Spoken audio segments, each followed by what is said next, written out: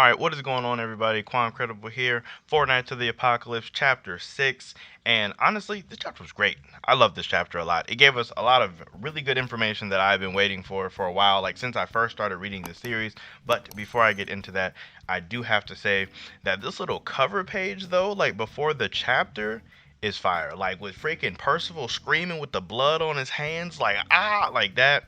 Fire. That is a really dope cover page. I don't know why I like it so much. Probably because it's so contrary to how Percival actually is.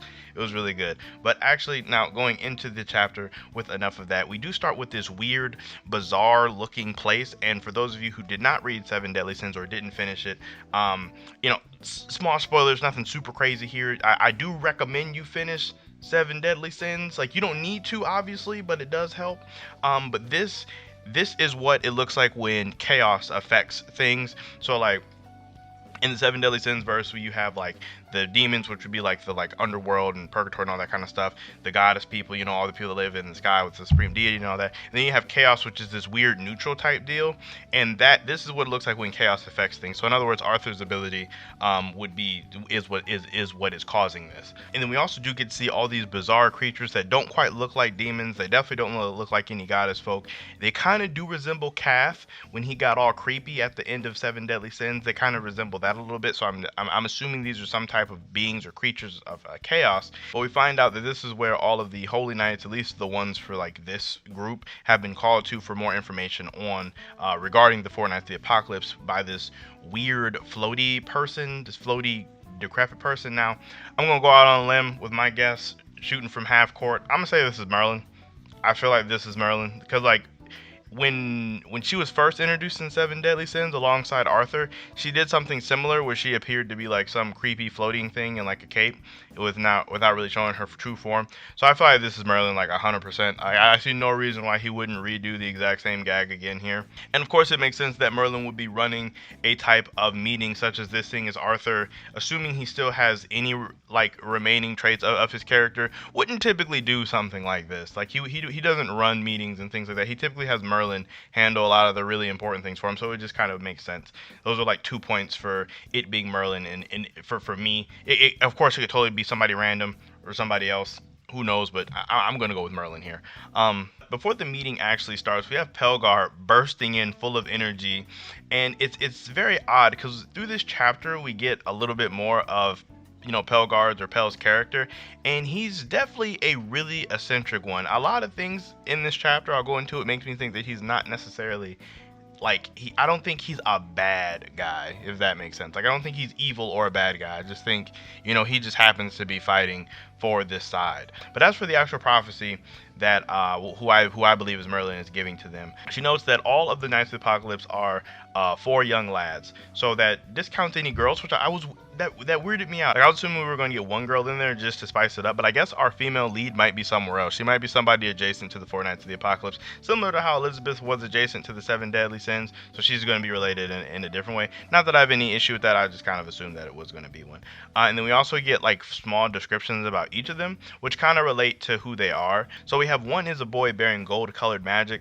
Now if we just isolate this one on its own, like I still believe this one to be Lancelot, just because like the other ones don't really fit him, and we do know with anything regarding the fairy forest, specifically the actual sacred tree of the fairy forest.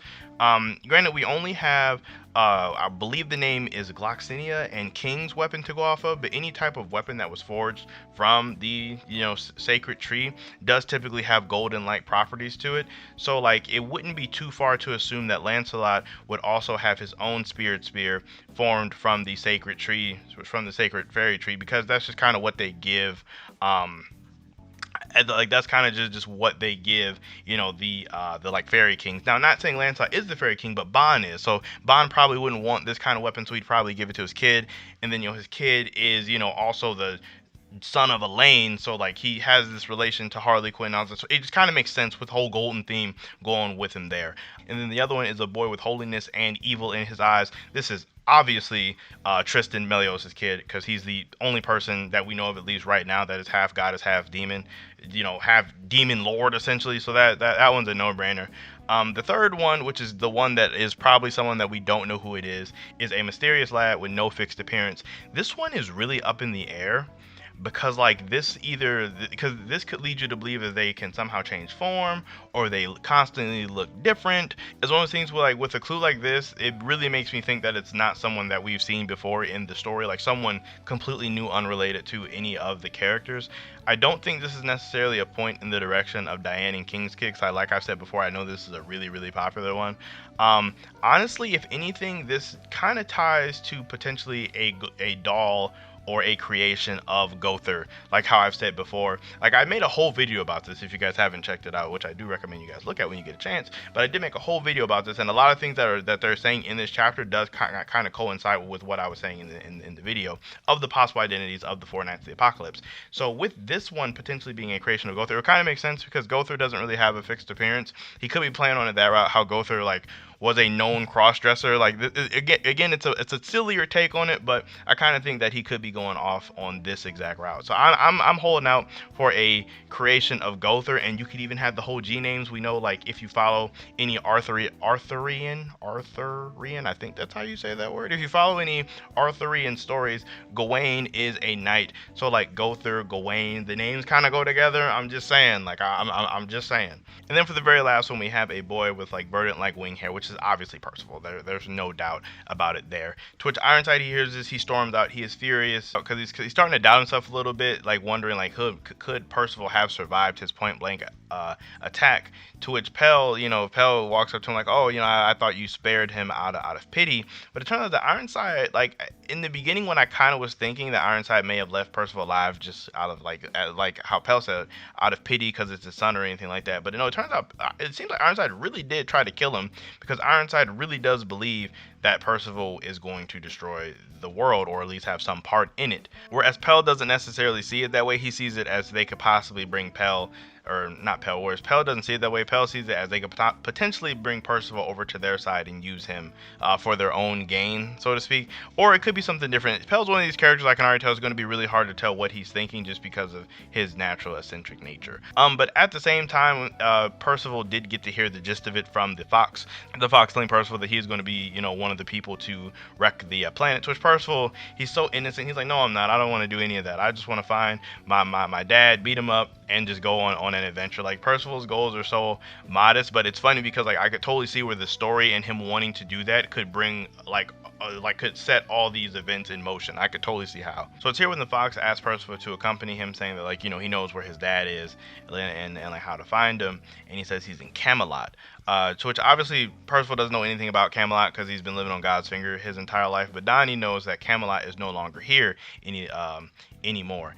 And we find out that like this huge piece of information finally, that Camelot was destroyed in the Holy War 16 years ago. If you're a fan of Seven Deadly Sins, you know that the Holy War was that very last part of Seven Deadly Sins. So we do finally know that Seven Deadly Sins is 16 years, or the Four Knights of the Apocalypse is 16 years after the events of Seven Deadly Sins. So with that information, that opens up a lot. We kind of get how old everybody is. We kind of have an idea of what the state of things should be. In 16 years, it's a long time, but not really at the exact same time. So like all of the main sins should 100% still be alive in pretty decent health, like nothing, because it hasn't even been that long of a time. So it's just one of those ones where like finding out that it's only been 16 years is a huge help, and I'm glad he really put that in there finally for us to know. Another little small thing is we get to see a little clip of Balgus in this panel, and I was really confused because like I don't remember seeing him ever. We did get to see the samurai Nanashi, which was who was training Arthur, or one of the people who was training Arthur, but Balgus in the shot, I don't remember him in Seven Deadly Sins at all. So I do want to do another comb through and see if I find him anywhere, just to see any traces of it, but as of right now, I don't remember seeing him in there. But through this we find out that Camelot does still exist, despite it being destroyed by demons. You just can't get there by normal means. To which the fox is like, we have to go to Leonis first, or Lioness first, however you want to pronounce the kingdom. And as we know, this is Elizabeth is from Leonis. This is currently where Meliodas should be the king of right now, because he married Elizabeth, who was the princess. So it's funny because this is taking us on a crash course, which should be straight for Tristan, and a lot of familiar characters and familiar faces right off of the bat, which I feel like is a smart move to get some familiar characters very in in the beginning to try to get people like to you know, so everybody can see that they're like favorites again, so everybody can see Meliodas again and Elizabeth again. Because I'm definitely curious to know how they're doing 16 years after all of that stuff. And at the very end, we find out that the fox's name is Sin, and I'm not for sure if this is going to have any type of meaning or any type of significance, because after all, Hawk's name didn't really have any significance. I feel like Sin could almost be him having an ode back to his, you know, previous series, Seven Deadly Sins, or it could be something really important. Who knows? But we'll just have to wait and see on that one. But yeah, that's the chapter. Overall, I enjoyed it a lot. I really did like the fact that we got information finally regarding on how long it's been since the end of Seven Deadly Sins, being 16 years. So now we finally know that. We do get to see some more descriptions of all of the Four Knights of the Apocalypse, which do kind of coincide with some of the stuff that I was saying in my last theory video about this. So I am pretty excited to see how they're going to do this with the Four Knights, as well as I'm really pumped for the next place we're going, being Leonis, to finally see Tristan, just to see how he is, because like we haven't really seen him since the last chapter of Seven Deadly Sins, which I want to say he was like 6 or something. He was like 6 or something. I could be way off, but I want to say he was like 6 at that time. So it'll be like 10 years later for him, so it's really exciting.